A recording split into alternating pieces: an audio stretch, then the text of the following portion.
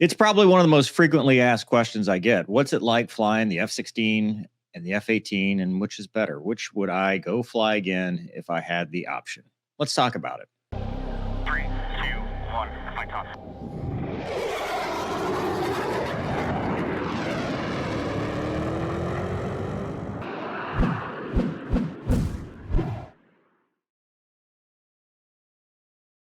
What's up, everybody? It's Monday. I'm Mover, and today we're going to talk about the differences in flying the F-16 versus flying the F-18 and the similarities. Just what's it like flying both jets?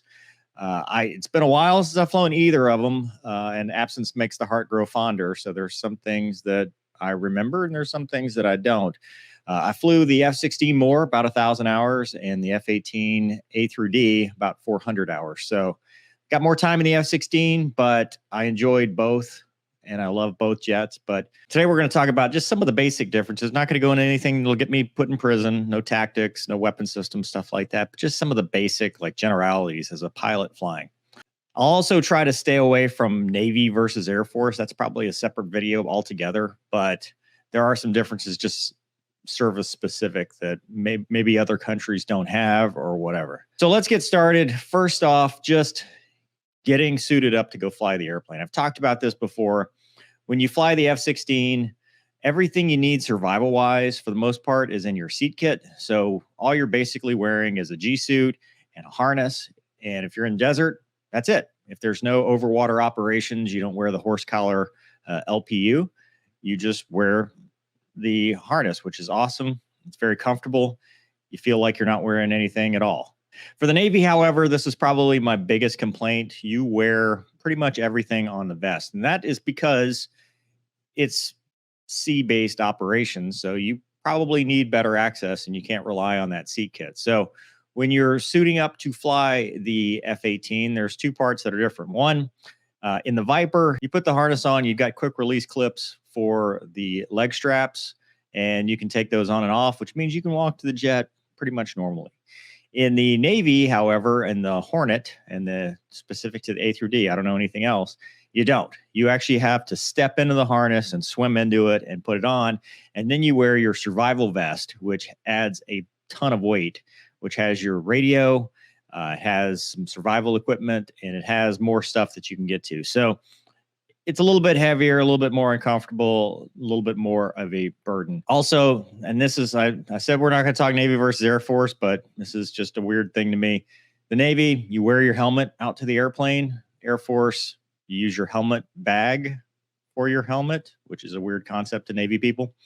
And you don't. So you look a little cooler. No, scratch that. You look a lot cooler flying in the Air Force, step into the jet than you do in the Navy. I'm sorry, waddling to the jet, there's just no way to make that look cool, even though you may feel the need for speed and do a high five. So with that said, walking out to the aircraft in general, pre-flight's a pre-flight. The Hornet's a bigger aircraft. It's taller. There's more stuff to look at. The Viper is just smaller, so it's not immediately obvious. Getting in the aircraft, the Hornet has its own ladder, and if you go to the Super Hornet, I think it's actually a switch. You can It's not a manual ladder, but the Hornet has its own ladder. In the Viper, there's a ladder that the crew chief puts over the side, so you need that. Looking over the rail, both jets, pretty much the same thing. The Hornet had space behind the seat that you could store stuff, throw like, if you're going cross country, put a bag or a backpack or something back there. The Viper has no storage whatsoever. Getting into the aircraft, after flying the F-16 for 4 years, the Hornet felt like you were sitting in your living room. It has a ton of space, and the seat is upright, so you kind of feel like after flying the F-16, you feel like you're leaning forward a little bit. But for the most part, not a big deal. But it has all kind of room, and you feel like you've got a little bit more space. What's weird is in the F-16, when you first get in, it's a little claustrophobic because you're straddling the center display in the newer jets, or just in general, like everything is perfectly fit. And when you sit down, there's not a whole lot of room on either side. However, as soon as the canopy closes, that all goes away. Because there's no canopy bow, because there's nothing in front of you, you'll lose that sensation of being cramped, and suddenly you're sitting on top of the world. And that's what was really cool about the F-16. In fact, in the Hornet, once the canopy came down, you kind of felt a little bit more cramped because you had that canopy bow and you're like, okay, I'm sitting real far forward compared to the F-16. But actual physical space, the Hornet has way more space. Strapping into the aircraft, the Hornet is more complicated. You've got leg garters that have to retract your legs to get you to eject. The F-16 has no such thing. So the F-16, life support equipment wise, it's pretty easy. You strap in, you hook up your seat kit, you put your lap belt on. Crew chief helps you out because in the Air Force, the crew chief does help you out, helps you click your risers, and that's it. You're strapped in. Hornet, you don't get any assistance, which was weird. I'm used to spoiled Air Force guy.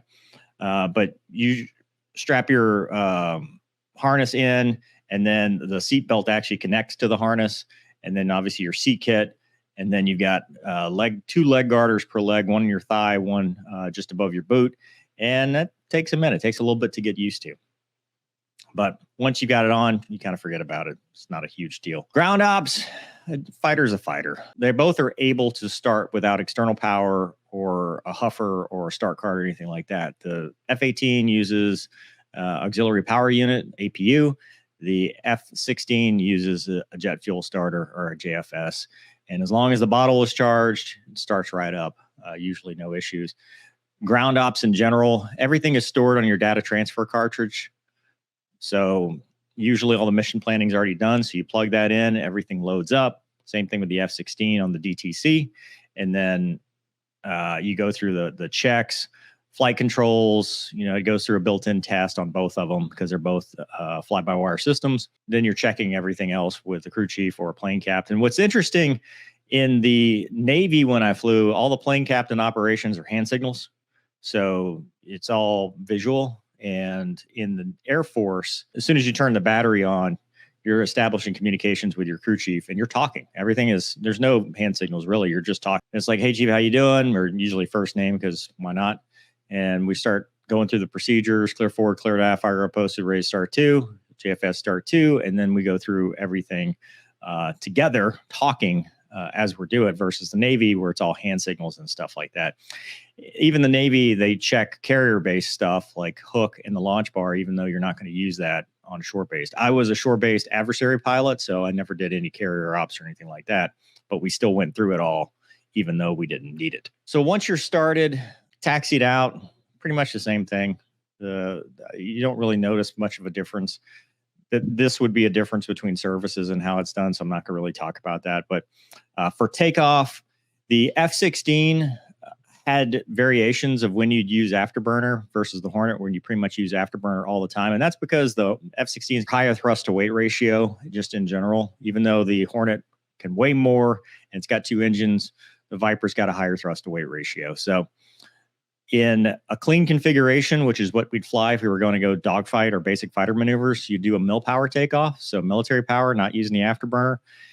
Sometimes we would do the afterburner takeoff if gas wasn't an issue and we were going straight to the tanker, or just fast jet Fridays or some kind of, just a cool thing to let off steam. But typically that's excessive and we would just use mil power. The Hornet always used afterburner. I don't ever remember a time where we used mil power takeoffs, even clean. So that's a little bit of a difference there. Takeoff considerations, it's pretty much the same thing. Obviously, you're 2 engine now. So now you're talking about, when can I go fly with 1 engine? When am I going to abort versus the F-16, which is single engine. So you're either going to go or you're not. As long as the jet's making power, you're taking off. And if not, you're going to try to stop and use the hook as appropriate. Both jets have hooks, by the way. F-16 has a hook. It's not meant for any carrier operations. It's meant for in the case of emergency only. So taking off, the F-18 with the takeoff trim, it likes to fly off a little bit easier. The F-16, it seems like you have to put a little bit of aft stick pressure to get it to go flying, but once it goes, it's pretty straightforward. And then once you're airborne, not much difference. Now you're just flying. I will say, airborne in general, the F-16 feels like you're on a magic carpet because you're on the nose of a bullet. You don't see your canopy rails all that much, depending on how your sitting height, and there's nothing obstructing your view. So it's really, really cool just being able to look around and stuff like that. The F-18, you could get in positions where you're trying to rejoin on somebody and the canopy bow's blocking your field of view or something like that. So it was nicer for the F-16 having that bubble canopy. The F-18 has auto throttles, which is nice for station keeping and just flying basic formation, especially not when you're in close, because you'd never use that, close together. But when you're out line abreast where, you're making more subtle changes, it was nice to be able to set an auto throttle or to engage the auto throttle and kind of position keep without having to modulate the throttle as much. So the F-18 autopilot, now this was versus the Block 30. Other blocks have the ability to fly courses. The Block 30 just had heading hold, attitude hold, altitude hold, stuff like that. It did not have the ability to fly course. Other blocks did, and I didn't fly those as much. So, but the F-18 could fly a course. It could fly a heading. It had all kinds of better automation features. And like I said, with the auto throttle, that was nice to be able to station keep and do other things. The whole point of the automation is to kind of let you reduce your cross-check time of focusing on flying formation and let you worry about, okay, what's my mission planning stuff? Really, is it that big of a deal? No, because in the Viper, you're setting known power settings anyway. So, you can pretty much station keep. Plus, the F-16s I flew had data link. So it was really easy to cross-check data link and look outside versus the F-18 that I flew did not have data link. So it was all visual anyway. Okay, so once you're in the airspace and when you're doing the mission, let's just talk overview, tactically speaking.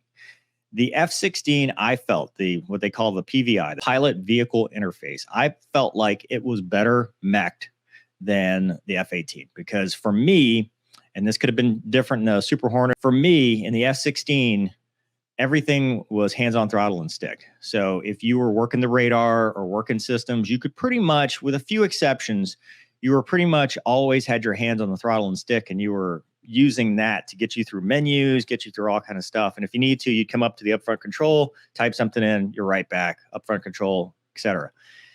The Hornet, I felt like, was more hands off. You were up pushing buttons. You're not spending as much time with your hands on the throttle and stick because so much other stuff had to be changed when you were flying or fighting. So for me, the Viper was a little bit better for that. And that could be law of primacy too, because I knew the Viper better than I knew the Hornet. So I was kind of learning as I went in the Hornet versus the F-16 where I showed up, I had a full syllabus. And then by the time I got there, it was all ingrained. Because it was my first tactical aircraft, I felt like I was more comfortable using the F-16 to input coordinates or put a targeting pod on something or anything that was super technical. The Hornet was pretty easy, but I felt like the Viper was easier. A lot of people also ask side stick versus center stick. I think that's really what you get used to. What's nice about the Hornet is you could switch hands. And I know we talked about Tom Cruise, left-handed flying. You wouldn't really left-hand fly and pull a lot of G's. Usually it's just a momentary switch hands, do something, switch hands, do something. You're not really fighting with that left hand, but you could do that. Viper, your hand was always pretty much on your right side. And it was funny going from the T-38 to the Viper. Sometimes you get that phantom stick where you'd look and you try to grab the stick in where you thought it was going to be in the center, and it wasn't there. So I think the F-16 was just better. It just felt like you were wearing the aircraft versus the F-18 where you were in a jet and you knew you were in a jet. So, if I had to compare T-38 to F-18, they were very similar, but nothing I'd ever flown was very similar to the F-16. It was just so different.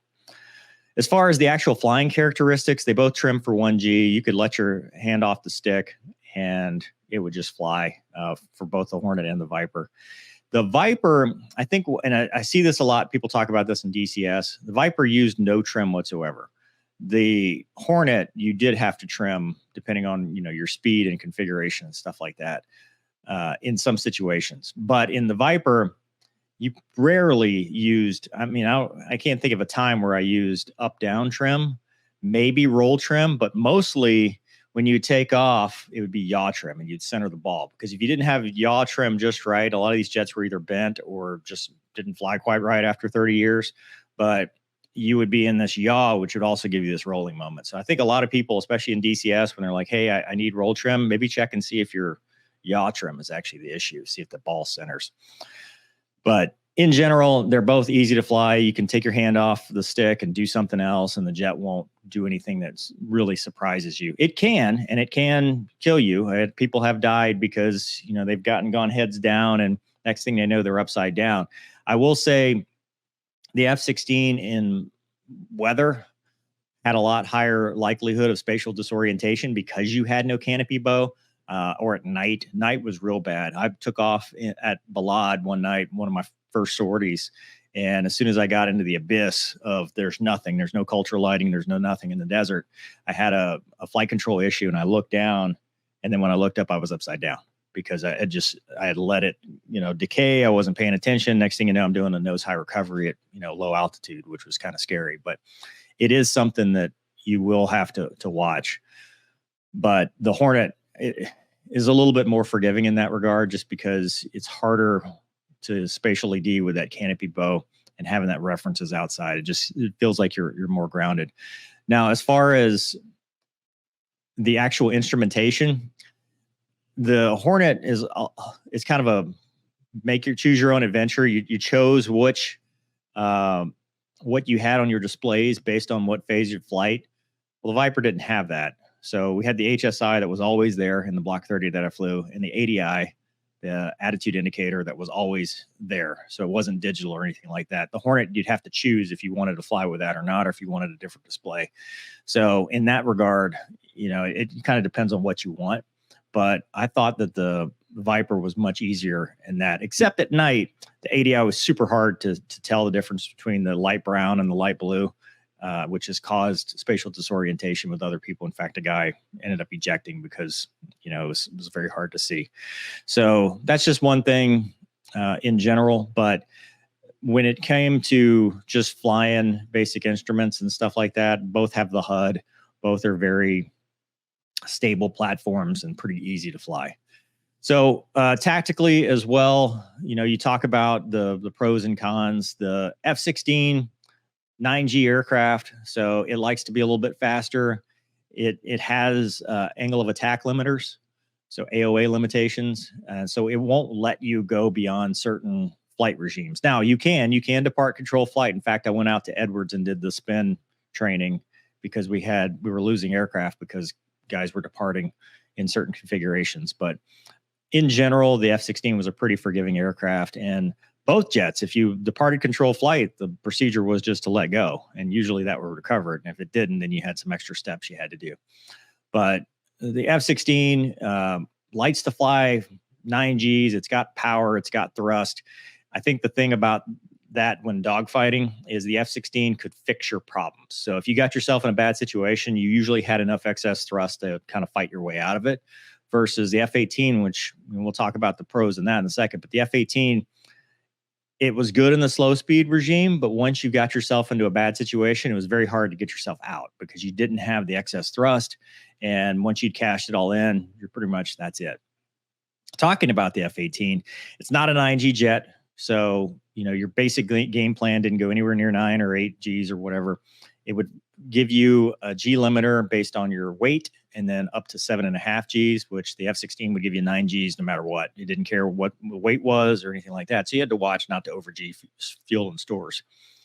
But the F-18 would give you that 7.5 Gs, but you rarely pulled that many Gs. If you were doing good, solid tactics, you really didn't need to pull a lot. You could go up to 8, and as long as there was no 811 code, it wasn't an over G. But you really, I mean, that's not how you fought with the jet. The jet was more gentlemanly. It liked to be slow speed. It liked to do high angle of attack maneuvers. It was very easy to get the nose around, and it was very easy to be good with it because you weren't spending a lot of time at high G, which was easier on your body, easier in general. I love fighting with the Viper because you'd win a lot, and it was, you know, fun. But, you know, if you ask me which is better, well, I think the Hornet was more user friendly in that it wasn't hurting you with 9 Gs every time you go out. Now, granted, you don't have to pull 9 Gs to win in the Viper. There's ways you can be very good at BFM without ever touching 9 Gs. But it's just a higher G aircraft, and it definitely requires more respect because people have died because of G-induced loss of consciousness. Versus the Hornet, where it's a good slow speed fighter, it gets the nose in positions you want, and it's very forgiving in the high angle of attack regime until you get very slow speed, very low energy, and then it just can't get it back. That's where it struggles. Is it doesn't have the thrust to fix your mistakes like the Viper can, because the Viper's not giving you high angles of attack. It'll give you what it gives you, and then usually you can unload, light blower, get yourself back out of that situation. So it's just two different mentalities. I wouldn't say one is better than the other. I just say the Hornet's probably easier on your body, but I never lost to a Hornet when I was fighting in the Viper. So when I flew the F-16, we always fought Canadian Hornets, Navy Hornets, Navy Super Hornets. They would always come down to Homestead. Never lost. In the Hornet, I never got to fight a Viper, so I don't know from the other side. I did get to fight the Eagle, and I did better against the Eagle in the Hornet than I did against the Viper. With the Viper, because when I fought the Eagle with the Viper, it was pretty neutral, and when I fought the Eagle with the Hornet, it was pretty easy. So take from that what you will. But then again, it always depends on pilot. Any given Sunday kind of mentality, doesn't really matter the aircraft. It just depends on who's flying and what tactics they have, what their configuration is. There's so much that goes into it. It's very hard to be specific. So that's air to air, air to ground. What's nice is the way the targeting pod is mounted on the F-18. You did a left-hand turn, which is nice. The F-16, you did a right-hand turn, which you're like, what's the big deal? I think it's easier. I think every fighter pilot, we all like to turn left, which is weird because in the basic surface attack pattern in the F-16, you would do a left-hand pattern. But when you go out operationally and deploy, it'd be a right-hand pattern. So all the practice you did going left, and then you're like, oh, I'm doing close air support. Now I've got to go right. So it'd be a right-hand orbit around the target. F-18, always left, which I think is how God intended. We're not ambi-turners. We only turn left.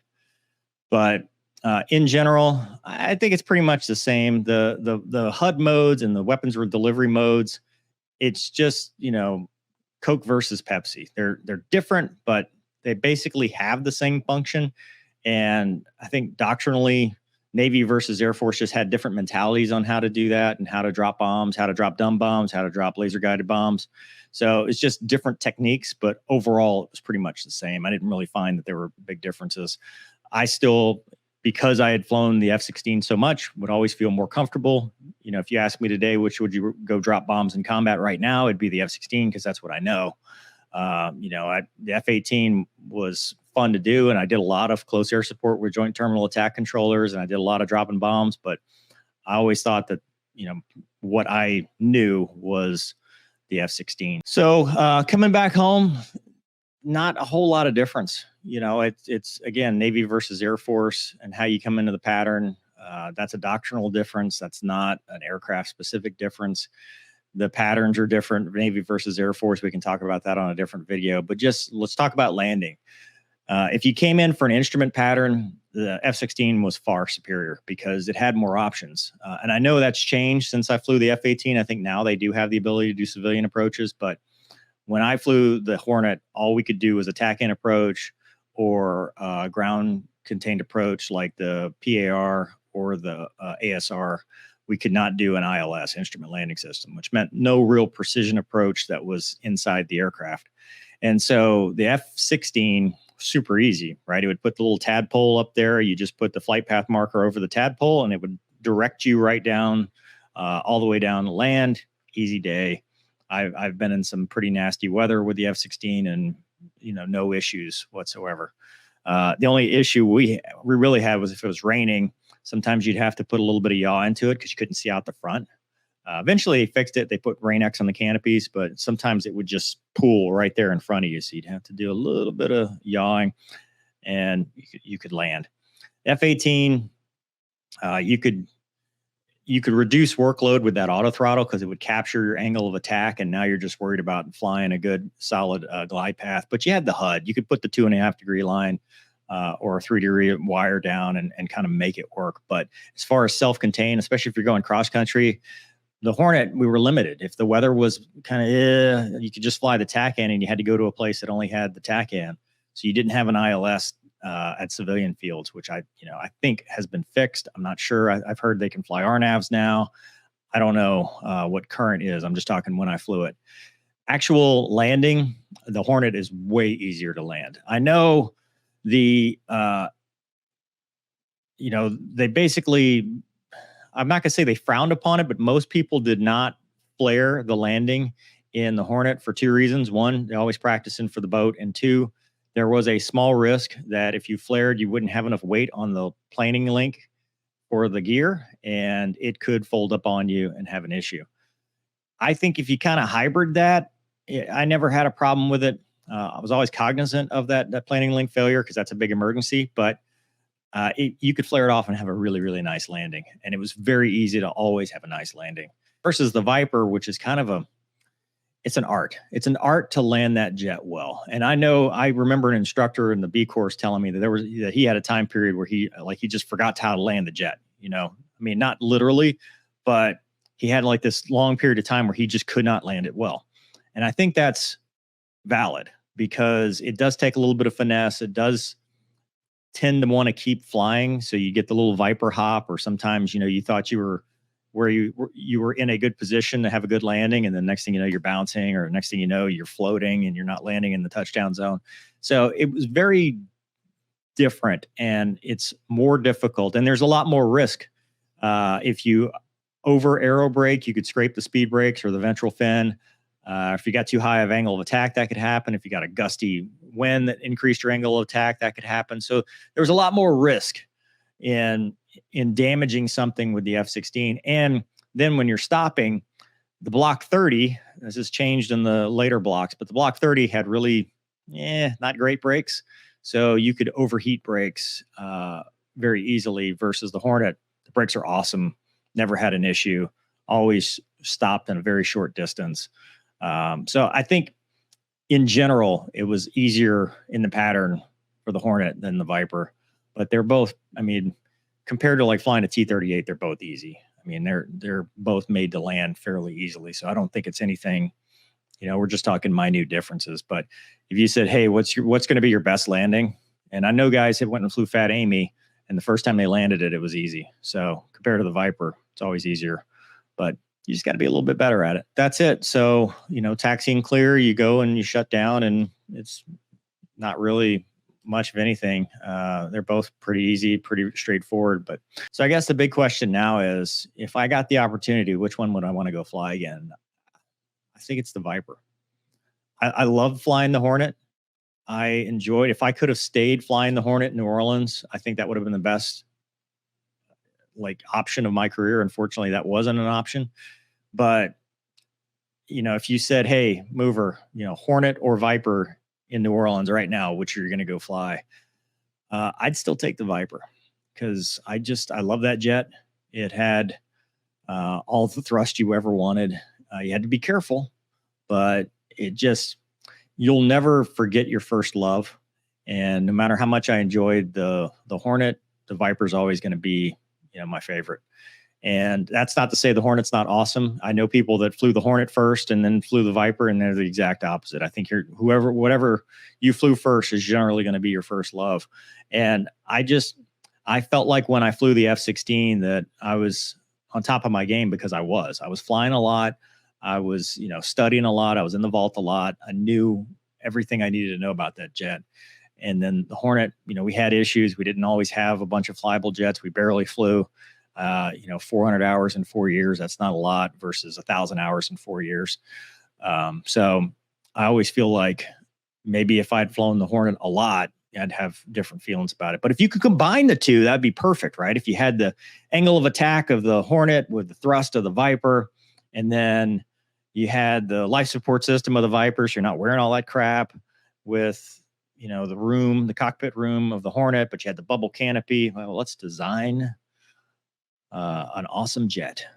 But anyway, let me know what you think. I know you guys have flown both in DCS, and I know some of you have flown both in real life. And I think you ask, a dozen fighter pilots that have flown both, what their preferences are. You'll get a dozen different answers. But yeah, I love them both. I miss it. I miss flying both. I think, if I ever got the opportunity to fly one again, it'd be an awesome time. But for now, all we could do is reminisce and look at look forward to what's next. So hope you guys enjoyed this video. Thanks for watching. See you next time.